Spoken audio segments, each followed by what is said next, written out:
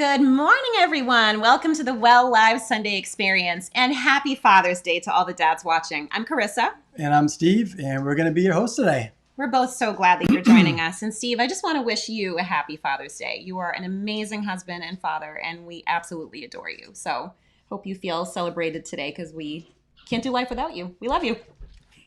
Wow. She's going to make me tear up on TV. I'm not sure if I'm comfortable with that yet.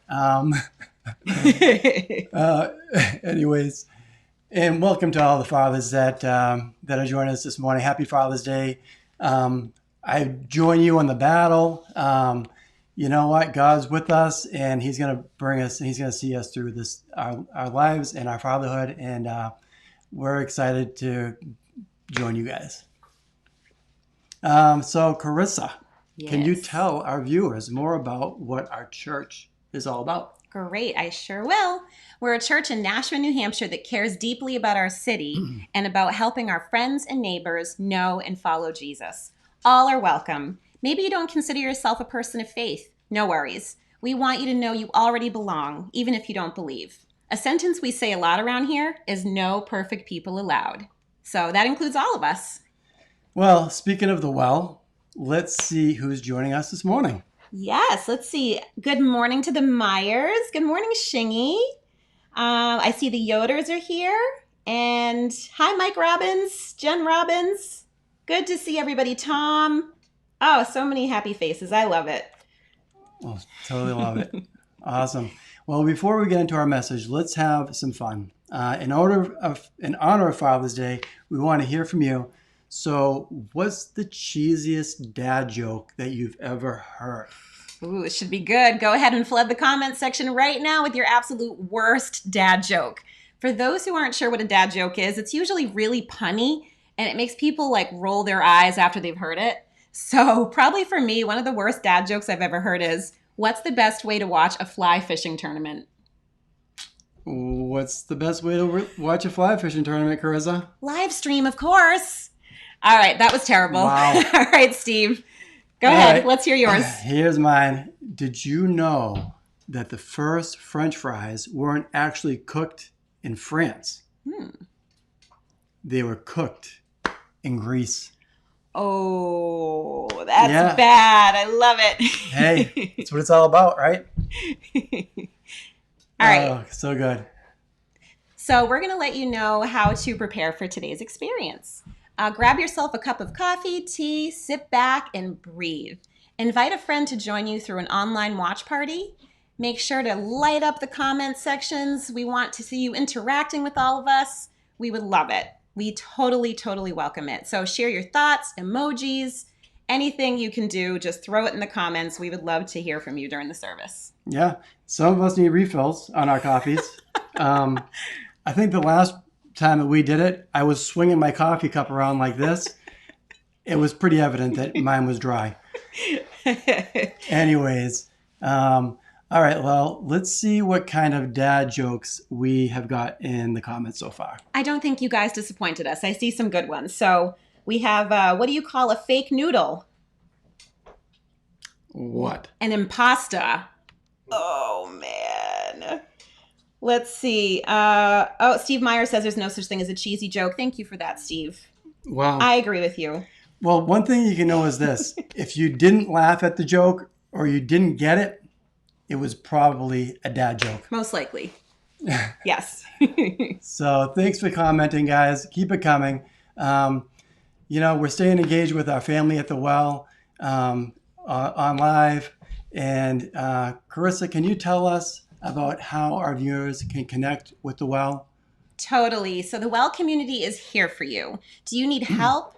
Do you want to get more involved? You can comment, but an easy way for us to stay in touch is through our digital connection card. So fill it out. Whether this is your first time joining the well or your 100th time, the connection card is a great way to start or continue the conversation. Tell us how to pray for you, continue to get content throughout the week, and more.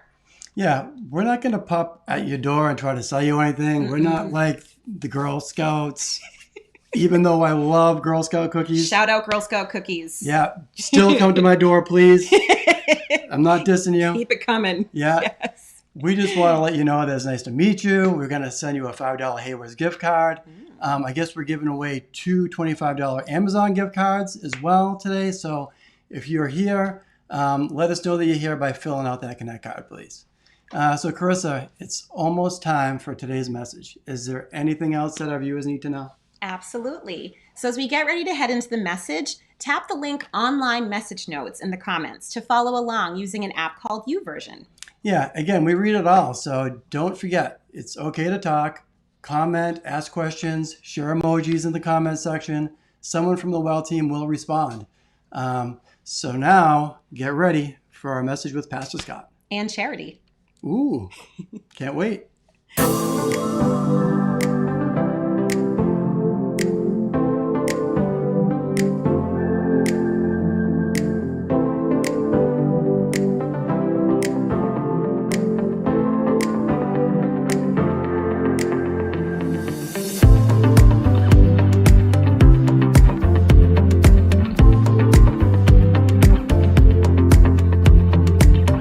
Welcome, everybody. We're really excited that you're with us today. My name is Scott Kearney. I'm the lead pastor, and this is my wife, Charity.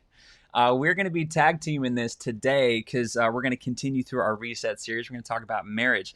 But wherever you're viewing from, wherever you're streaming, we just want you to know that you belong with us here today. We say this every week, but whether you're local, a part of our church, national, global, we want you to know that you're a part of our church, that we want you to see yourself as belonging today. And so we want you to be an active participant, not just a passive observer, but an active participant. And there's a couple ways you can do that. You can share some emojis with this video. You can like it. You can follow us on Facebook. You can subscribe on YouTube. You can comment. We're going to give you permission today to go ahead and talk in the middle of church, right? Well, I mean, we're all doing church differently. It's all online. But you can go ahead and talk in the middle of church, and we encourage you to do it because the more we act, the more emojis, the more likes, the more comments, the more people get to hear this message of hope. So go ahead and do that. Yeah, we just want to be hope dealers today. So today we're going to talk a little bit about pushing the reset button because we believe that in every disruption, there's a great opportunity, right? There's a great opportunity because it kind of forces us to push the pause button and think, man, what's most important? So that's what this series is really all about, taking the disruption as an opportunity to push the reset button. So today we're going to talk a little bit about the disruption this has caused for marriages. So, I mean, from your point of view, Cherry, like, what have you seen just in how this pandemic, all the crazy stuff happening in our country right now, how's that kind of caused a disruption for marriages? It's been kind of a mixed bag. I think those initial couple of weeks were really stressful on marriages because suddenly work situations were up in the air. People who normally went to work were all of a sudden working from home. You're in each other's space. Your routines are all thrown off. All of a sudden, all kids who were at school are home all the time. Plans for vacations. I know a lot of people had those canceled. So plans of rest or even just things like eating out, date nights, all that stuff kind of got eliminated there for quite a while and probably still is. And not to mention just the way everyone handles stress so differently. That's going to come out too. And then you're all in the same house, quarantine day after day. It can be a recipe for some really interesting things. Yeah, we didn't feel any of that, did we? Nah. No, not at all. No. Not at all. I mean, honestly, when work is constantly in one place, and I need someone to talk to and process. Where am I going to go? I'm going to process with Charity, and yet she's in the middle of cleaning a diaper, managing homeschoolers, and feeding some kids who apparently are just endlessly hungry. Anybody else got kids that like snacks?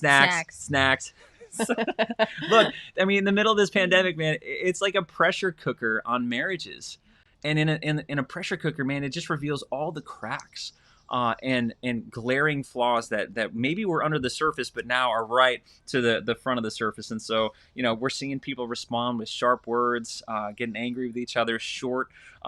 People are stressed out and fatigued. You know, there's lack of breathing space between kids, work, family, life, marriage. So in all of that, man, it's just putting a lot of pressure on marriages. And so I heard someone say there's really going to be one of two outcomes out of COVID-19 for marriages. Either we're going to have a lot more babies or a lot more divorces because this pressure is going to either bring you together or farther apart. You know what I'm saying?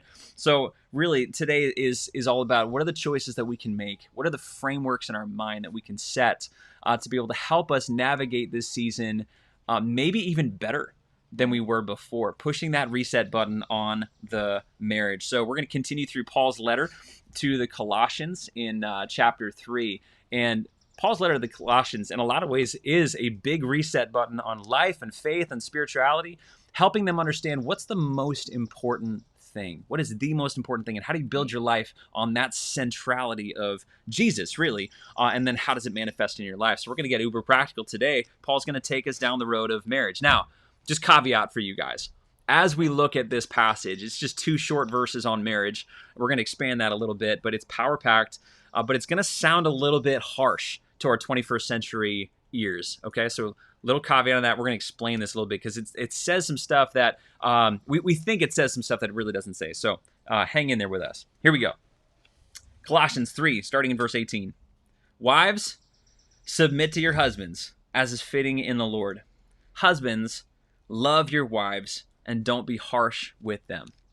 So, I mean, Charity, how do we process through some of these words? Yeah.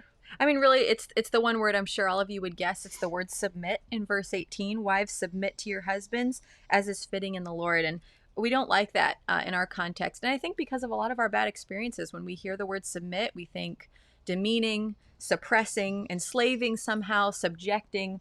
Husbands are better than wives, things like that. And that's not at all what this says. And a big reason we know that is just the context of the verses themselves. Look, if you have your Bible, in the verses previous to this in chapter 3, honestly, even starting up in verse 12, where it says, therefore, as God's chosen people, holy and dearly loved, here's what he wants us to clothe ourselves with: compassion, kindness, humility, gentleness, patience, bear with each other and forgive one another. If anyone has a grievance against you, forgive as the Lord forgave you. And over all these virtues put on love, which binds them together in perfect unity.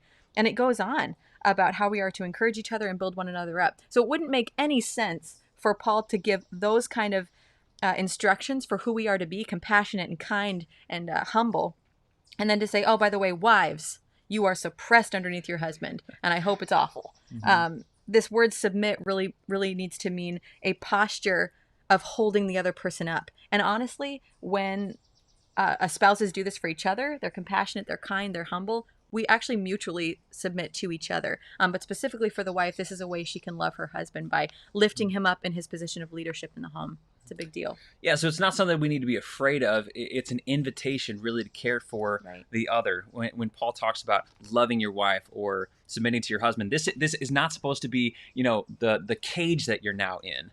It's supposed to be, how do we actually care for each other? So Paul's really talking about the beauty and the functionality of marriage, because marriage isn't just 2 people doing life together. It's a beautiful institution, one of the institutions that God has created to actually make all of life thrive. At all levels. Marriage is critical to a thriving society. And as with every institution, in order for you to have a healthy culture, you need the right order. And so in that order, Paul is saying, man, when we love and submit to each other like that, there's going to be a really healthy culture that multiplies in the lives of others. I heard one commentator put it this way: if homes are to be places of grace, they need order. Otherwise, they're going to give way to the unconstitutional and often unconscious tyranny of the most selfish member. Mm.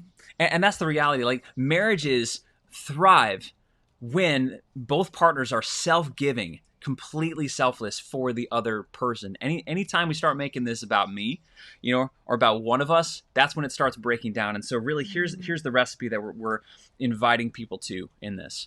We believe that Paul is inviting people, marriages, husbands and wives, to think about serving and sacrificing and empowering and fueling each other. And when we serve and sacrifice and when we empower and we fuel, that's when marriages are really going to thrive. So, what's the opposite of this, Charity? I mean, when we think about, like, if we don't do this, what happens? I mean, we have a choice, right? We can either be fueling and empowering, sacrificial and serving, or we're going to end up being the opposite: harsh or abusive, over controlling or absent. Mm-hmm.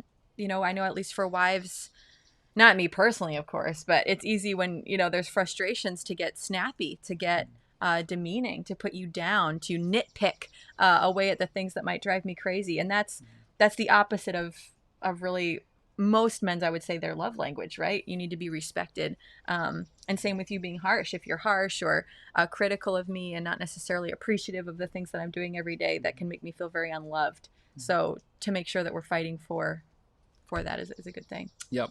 Yeah, and here's the reality. In the middle of a pandemic, again, it is going to force us in a lot of ways to be selfish because we've lost control. We don't have certainty over the future. We don't have control over our work environment, over our home environment like we used to. And so naturally, our gravitational pull is going to be to turn selfish. But here's an awesome invitation for us, again, to push the reset button on our marriage and think about, what do we want this to look like? You know, what do I want my part in this marriage to look like as I care for Charity and love her and sacrifice for her? How do we empower each other in this? And so in the middle of the pressure cooker and the disruption, we believe this is a great opportunity. So here's 4 things that we wanted to give you today, real practical stuff, and we want to keep it simple. But we wanted to give you 4 R's that will kind of help us think through a restoration path to pushing the reset button in this pandemic. And here are the 4 R's, and we'll kind of go through them bit by bit here. So retreat is the first one. Refuel is the second one. Repurpose, and re-engage. So we're going to go through each one of these, and here's our challenge. Whether you're married or not, these are going to be great, but if you're married specifically, we want you to kind of work through these together and ask yourself, what does it look like for us to retreat, refuel, repurpose, and re-engage in our marriage? So what's the first one look like, Tyr? Retreat. Okay, that's a huge one, especially right now. I think I've talked to so many of you and others, and even in our own lives, that we are bombarded right now with information, too much news, too much social media, too much opinions. There's just too much knowledge. There's too much out there. And while knowing and keeping up to date is important, we need to have healthy boundaries. We need to retreat and have those spaces of retreat every single day where our hearts and minds can be healthy. There can be places of calm. We can be steady. You know, and even in our own house, when our kids are in a tizzy, we're having a bad afternoon, a bad day, there's fighting, we're overwhelmed, we take a time out. I'm sure a lot of you parents resonate with that. Go take a time out in your room. And really, that's a chance for that child to go to their room, read books for 10 minutes, calm themselves down, and get in a much better place to step away from those things that are agitating them and be able to think, be able to process, and then be able to have a conversation afterwards about what was going on. So for us, we need to be doing the same things, right? We can be enticed with knowledge. We think somehow that we might have more control by the more we know, but really that's giving into the same temptation as Satan gave to Eve in the garden. He said, isn't this fruit good? This is the knowledge of the tree of good and evil. The more you know, you're going to be like God. And that's a temptation I think that we have as well, is that if we get more, we know more, we're somehow going to be more in control. But it actually has the opposite effect. It tends to make us stressed out, frenzied. I think there's poor sleep as a result. Our brains can be spinning. The idea of multitasking drains reserves that we have. So retreat. We need to pull back, set up boundaries in order to be fully human. Yeah, Jesus did this all the time. He was the most effective person on the planet. He was the one who changed the world like nobody else. Obviously, he was the Son of God, but even as a human, he has no parallel. And yet, Jesus took frequent timeouts. He often withdrew and went to a solitary place just to spend time with his Father. And in that, he recharged. And we learn this in John 15, where Jesus says, we've got to remain connected to the vine. We're like branches that need to be connected to the vine. And unless we're, really kind of sitting in that and getting away and being with God, we're not going to have enough to give to anybody else. We've got to take time outs. So, here's some of the stuff that we've talked about in our marriage. And we said, this is stuff that we've got to encourage other people to do as well. Number one, put your phone away at times. Put your phone away. And maybe some of you in marriage, your go-to is phone, and for others in the marriage, it's not. And it's hard sometimes if phone is the go-to to hear that from your spouse. I know it is for me sometimes, but it's huge. It's important. Yeah. I need Charity to say it. Put your phone away. Just turn it off. Go take a walk. I'll watch the kids for a little bit. You go take a walk. We all need moments to kind of time out, withdraw for a little bit. So, right. Ask yourself, maybe you're with your spouse right now.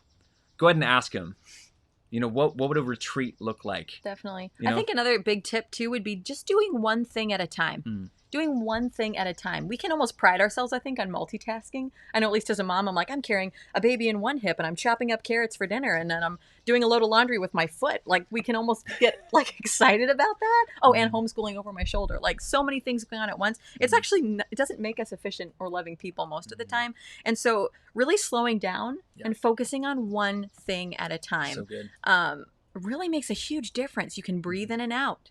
You can find the sacred and the beautiful in what you're doing, even if it's laundry or walking your dog or tending your plants outside. There are so many ways to breathe and find the sacred in doing one thing at a time. Yeah. And whether it's conscious or subconscious, all of our mental and emotional capacities are lower than they normally are anyway. Right. We're going through a pandemic, all this kind of stuff, whether you're thinking about it immediately or not, like we're all feeling it. Yeah. And so, man, just give yourself grace. You're not at full capacity right now. That's okay. Give your spouse grace. Give them grace and give them moments where they can take a time out, they can retreat, they can withdraw, and hopefully get to a better, more healthy place. Right. So what's the second one? It's refuel. And I think retreat and refuel kind of go together because hopefully when you do retreat, you put boundaries on all the intake and the work. You're refueling at the same time. In our house, we like to talk about filling each other's buckets. That's what we use. That's the language we use with our kids and also with each other. When our kids tear each other down or use mean words, aren't helpful, hitting, we say, oh, you're not filling each other's buckets. You're poking holes in it. And your sibling, or in this case, your spouse is draining of energy. We're being drained of joy. We're not being filled up. So it's super important in this season, especially, to make sure you're filling your bucket. As you retreat, do things that fill you up. And it can't just be hobbies. I know that those are so good. And for us, we definitely have those. I know for Scott, what would be your main bucket filler? Man, I mean, this might sound really nerdy or upper class twit of the year, but I love golf. I love golf. Golf's like my fishing, It's like that quiet place that I get to go just whack something, take any frustrations out on a little golf ball, right, and just enjoy a peaceful outdoor setting. And if we could afford it, I'd probably send him golfing once or twice a week just because that really fills him up. For me, I want to be in the woods. I want to go for a run. I want to hike a mountain. I just want to be outside reading a book alone, anything like that. Those things are really important. But beyond that, like the verse you were alluding to before, we need to abide in Christ. And abide is to dwell in, to constantly live there, to do each day, every day, all night long with Christ. He says that I am the true vine and you are the branches. Apart from me, you can do nothing. Not just a little bit, you can actually do nothing. And so apart from hobbies, making sure that we are daily, in whatever way you can, spending time in God's word, in prayer, in thoughtfulness of his presence is going to make an enormous difference in having your bucket be filled up into overflowing in your family and in your marriage especially. So we didn't want you to just take a look at what we're thinking and processing through. We wanted to give you a window into one of the other couples in our church. Dave and Grace Mann are two people that we have invited to share a little window into what this time has looked like for them. So go ahead and check out Dave and Grace's story. So Scott asked us to answer a few questions about our marriage during COVID-19. And for us, I guess the difficulty of not getting to see people is probably offset a little bit by the fact that I can work from home. And it's really nice because we can have lunch together. We've had conversations throughout the day.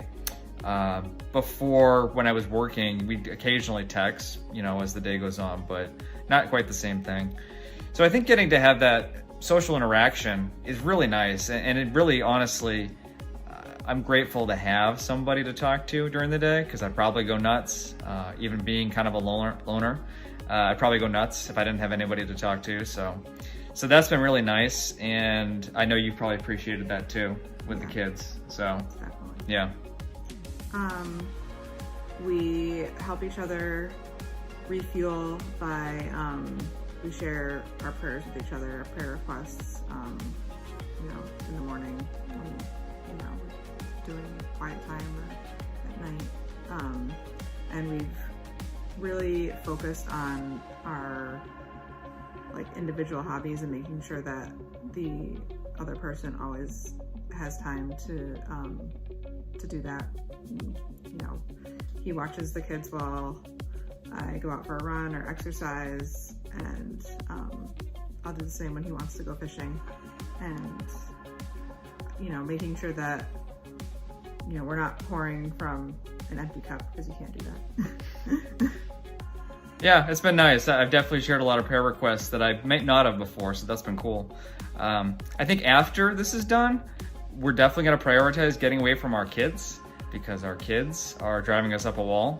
And since no one can watch them, we have to do the splitting thing. And so for sure, I think just getting out to eat, something as simple as that. We used to do it occasionally. I think making it more regular and just making it very purposeful to leave and, escape that craziness and just calm down and get to relax and reset.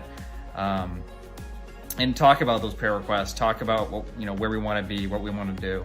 Will probably be really nice to really prioritize back when we can go out to eat again, hopefully soon.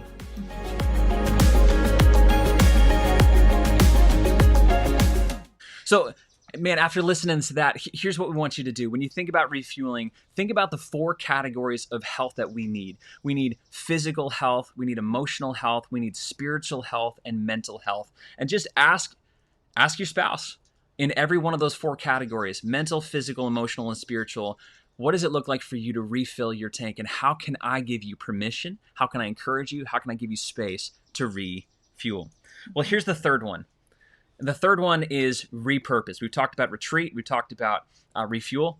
The third one is repurpose. And a lot of organizations right now are going through this. They're kind of pushing the reset button organizationally and thinking, with this new kind of digital focus that we've had, how do we kind of integrate a physical and a digital reality moving forward? What does it look like for us to repurpose who we are as an organization? And I think marriages have a great opportunity to do that right now. The big question in the repurpose phase here really is this: what do you want your marriage to be all about? What do you want your marriage to be all about? And I think if we took a pause and actually reflected on some of our marriages and just by our actions and our behavior and asked the question, what does our marriage reflect we're all about? Man, that might be, you're all about the home. Like your physical home, like you're spending so much time and effort in just retooling and manufacturing your home. Like your marriage is all about that. Like you're kind of enslaved to that. Or maybe it's about your vacations or your 401k, or maybe it's all about your kids. Whatever it is, like you have to kind of push the reset button, ask yourself, what's the most important things that we're going to give our life to? And we encourage you, as nerdy as this might sound, even think about creating a purpose statement for your marriage. Because actually a purpose statement is an anchor for organizations to kind of recenter them and remind them, man, this is what we're all about and what's going to guide us through life and actually making concrete decisions together. So here's a stab at what we created as we thought about this. When we thought about our marriage, we thought about our marriage being a life-giving friendship multiplying into the lives of others. Well, what do we mean by that? Life-giving for us is ultimately Jesus. Like we want to center ourselves on the life and the person of Jesus and find all of the abundant life that he wants to give us and really kind of encourage each other to dig into our relationship with Jesus and removing everything that hinders us embracing his love and giving that love. But it's also about a friendship, We want our life to have a lot of friendships around us, but it starts with us, right?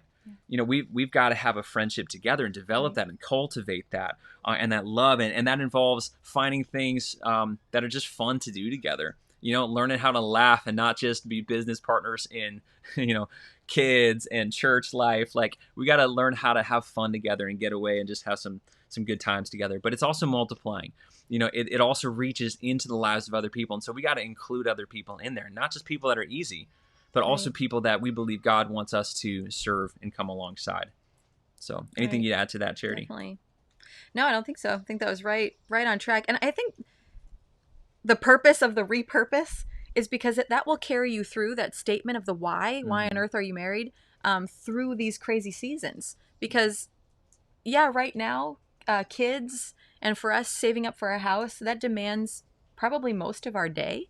But it won't always be that way. Our kids are going to grow up. And so when they grow up, if our whole center of our marriage is always focused on kids, then what are we going to have when they're grown up and gone? We won't have anything there. So there has to be something that can see your marriage through any season, any age, any calamity, COVID or not, your work status or not. And it has to go beyond that.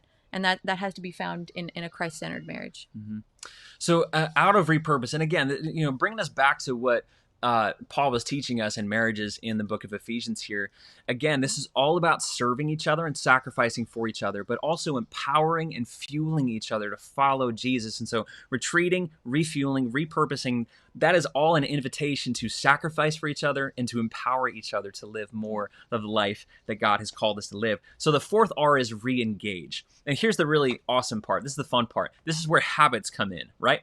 Talking about retreat, get away, refuel, do what's going to fill you, repurpose, what are we all going to be about? And then moving forward now, as we kind of, enter into the new normal, we're going to ask the question, man, what are the habits that are really going to mark this purpose that your marriage is all about? And so for us, when we thought about life giving, like, we want to really encourage each other to get significant time with Jesus daily. We want to eat healthy. We want to work out regularly. We want to have that devotional time where we can reflect in the morning, kind of center our emotions and our minds on the Lord, pray together at night, that kind of stuff. But we also thought about friendship. Like, we want to identify key fun things that we can do, even put it on the calendar, as dorky as that sounds. Like, we will have fun today. Right.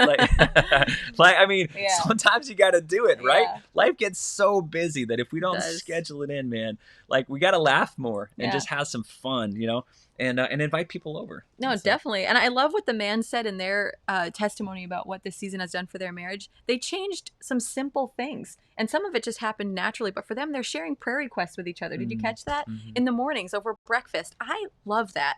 And that is one way to draw so much intimacy between the two of them. They're also drawing each other to the Lord, and then they're praying for each other throughout the day. That's so, so cool. What's the next step for your marriage today? Maybe it's just starting to pray together. That might be a totally new thing. Yeah. Or maybe there's a devotional that could stay on your kitchen table. So over your morning cup of coffee, you can open up the same page, take 2 minutes to read, say a prayer, and then do your day together. Maybe it's starting to multiply what you already have going. If you've got a pretty solid marriage, things are going well, can you invite other people into that? Could you start hosting when that's maybe more of a thing, without face masks on over the dinner table, but just, could you be with others? Can you invite others in? Can you share that? Yeah. Maybe even thinking about, when we get out of this and we think more opportunities open up, what would it look like for you to serve together? Right. We've got incredible opportunities at the well for you to serve, in the community to serve, but there's all sorts of really great opportunities. I mean, if you want your marriage to be more than just you, think about, man, what would it look like for us to even serve together? Well, what's the greatest motivator for us? I mean, Paul is inviting us to sacrifice and serve each other. He's inviting us to fuel and empower each other as we walk through these stages. And we're just trying to give you some, really practical frameworks for how to do that. But why? Why should we do this?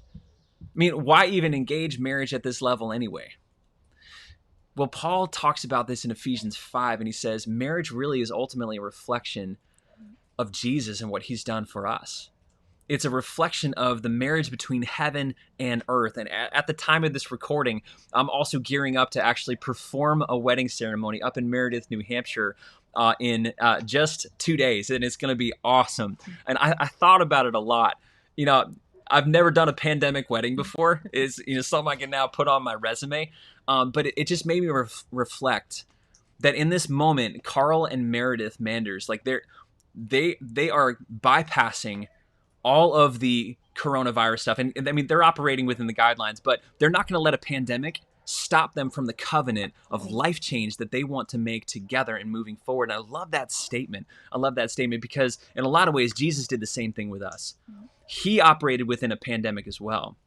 But it wasn't a physical virus that he was dealing with. It was a spiritual virus. And he came and he sacrificed himself, literally living the life that we should have lived, but he died in our place, taking our place on the cross, becoming sin, so that the sin that actually spiritually separated us from God and actually left us dead, when he became sin for us, he knocked all of that out. He canceled the charges of sin against us so that it would never have to hold us back from having a relationship with God. And when he rose again from the dead, he empowered us and he lifted us up to have a right relationship with God forever.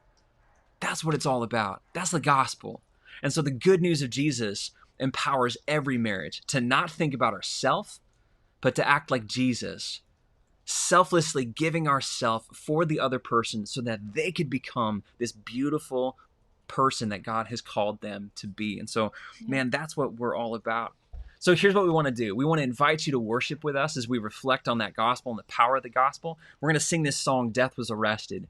It's a powerful articulation of the selfishness and the sin that separated us from God that Jesus killed on the cross to set us free to live for him. So worship with us in this and ask God to rearrange your minds on how your marriage can maybe start repurposing and pushing the reset button and fuel each other and sacrifice for each other like never before. So let's worship together.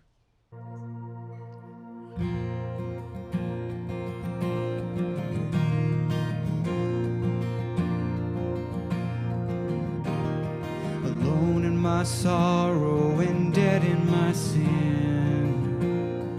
lost without hope with no place to begin. Your love made a way to let mercy come in. When death was arrested, my life began.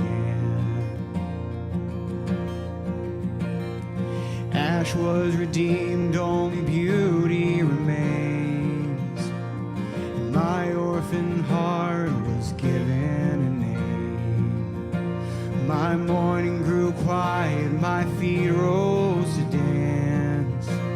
When death was arrested, my life began. Oh, your grace so free washes over me. You have made me new, now life begins with you. It's your endless love pouring down on us. You have made us new, now life begins with you. Released from my chains, I'm a prisoner no more. My shame was a ransom he faithfully bore.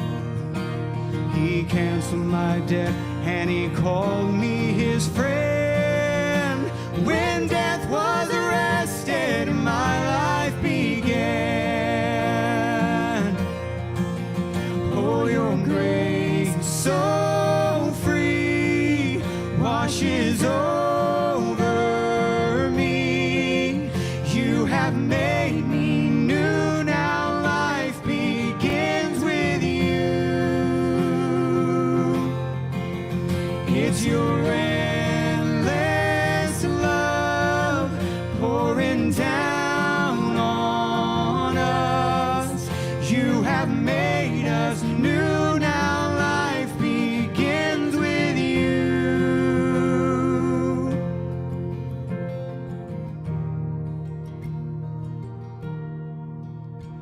Our Savior displayed on a criminal's cross. Darkness rejoiced as though heaven had lost. But then Jesus arose with our freedom in hand. That's when death was arrested and my life began. That's when death was arrested and my life began. Oh, your grace so free washes over me. You have made me new, now life begins with you. It's your endless love pouring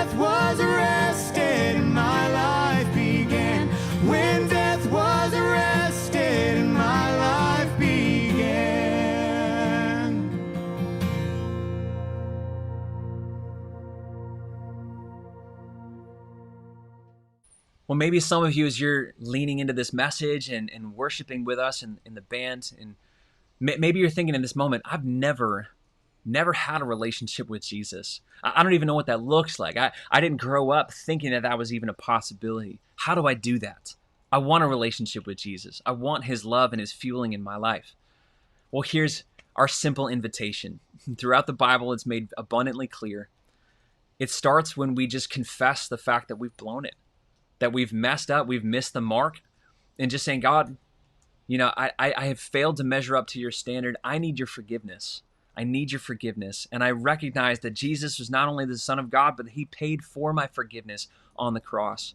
I accept that gift and I invite him into my life. I want to follow you. I want you, God. I want you, Jesus, in my life. Man, if that's true in your heart, if those words that I just said, if that's true of you, you can just repeat those back to God, and that is what it takes to begin a relationship with God. It's that simple, accepting the free gift and saying, God, I trust you. If that's you, here's what we want you to do. We want you to just text the words "respond now" to 97,000. And here's what we're going to do. We're going to celebrate with you. We're going to come alongside you. We're going to encourage you because we believe there's no greater decision you could ever make in your life. And then we also want to get you resources to help you take next steps with Jesus. So as we close out here, man, let me just pray over the marriages. I would love to just pray for us as we begin this journey. And then we're going to give you a couple of next steps about next week. So let's pray together. Jesus, we just thank you so much that you really did bridge that gap between heaven and earth. God, in Revelation 21, it talks about the marriage of heaven and earth, and your church kind of being prepared as this beautiful bride for this eternal relationship with you. And God, we're just grateful for that.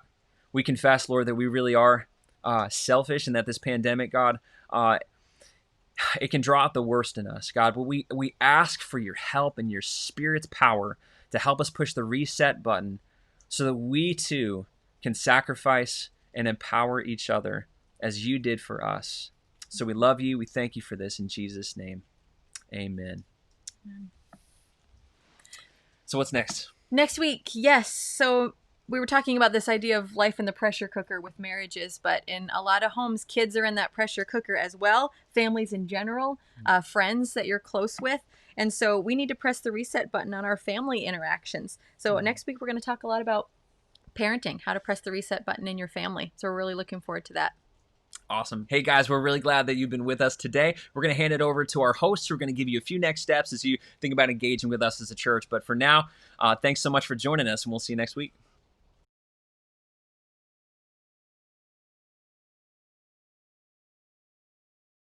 Wow, that was a great message. Thank you so much, Scott and Charity, for sharing with us. And thank you for all of you joining us in conversation in the comments today. I know that something that stood out to me about the message was like a lot of times if my phone's messed up or whatever, Steve will tell me like turn it off and turn it back on. And then usually that fixes the problem.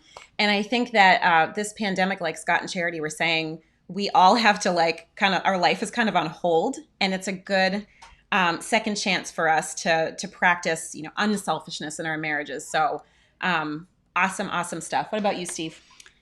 I think that the words that stood out to me were connecting and with Jesus. So I want to connect with you, but with Jesus, it kind of makes it whole. One thing that I've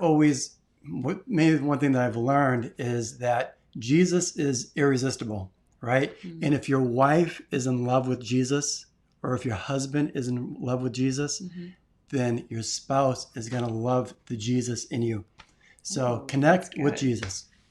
Good word, Steve. Yeah, I'm inspirational today. I have a script here that I'm kind of going by, but I kind of lost it. That's okay. Whose turn is it? You know what? It's Let Carissa's me turn. just tell you about online giving. Hey, forget about Sound it. good? All That's right. what I was going to say. So took the words out of your mouth. You did. So we just invite you to join us in giving generously. You can give online at thewellnewhampshire.org/give, where you can give a one-time gift or automate your giving. You can also give via text by texting the $ and amount to 84321. And lastly, we know that not everyone likes to interact publicly during the live stream. I don't even have a phone to do that with because I don't do Facebook and I don't comment on YouTube. I'm sorry.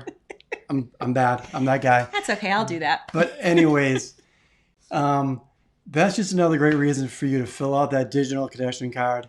Again, whether you're a new friend joining us or if you consider the Well your church family, just take that next step and fill it out. It's just a way for us just to connect with you, find out what your needs are, kind of give you a way to kind of make that next step of joining the family of the Well Church. It's just it's been a great community for us. Absolutely. So we just want to thank you for joining us again today. Also, one quick little housekeeping. There was a text that went out that said we were going to be meeting today in person, socially distanced between 2 and 4. You can disregard that. I think that was for another week. So we're not meeting today, socially distanced 2 and 4. But you know what? If you want to plan something with a couple of church family, you could totally do that. But plan something with your father for Happy Yes, there we Father's go. Day. How's that? Yeah, so we just wanted to make sure that that was clear so that there wasn't any confusion. Anyways, we hope you have a fantastic week. And again, happy Father's Day from all of us at the Well. Happy Father's Day. We hope to see you real soon. Bye.